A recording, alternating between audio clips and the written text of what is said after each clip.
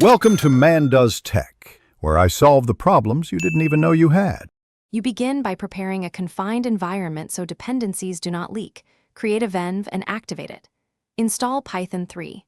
11 Plus and the framework you chose, for example Fast API for async speed or Flask for simplicity.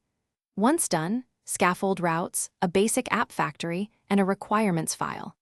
Make sure to initialize Git now and commit your working scaffold.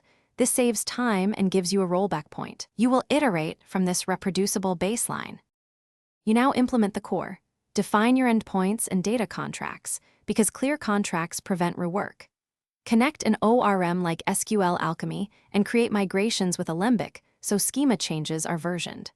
Once data is reliable, add caching with Redis and background processing via Celery or RQ to keep requests fast.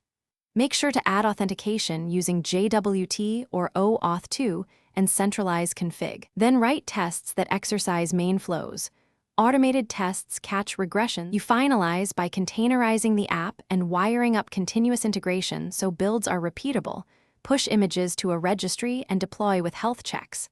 Once live, add structured logging, metrics, and alerts so you know when performance slips. Run load tests and configure graceful shutdowns to avoid losing requests.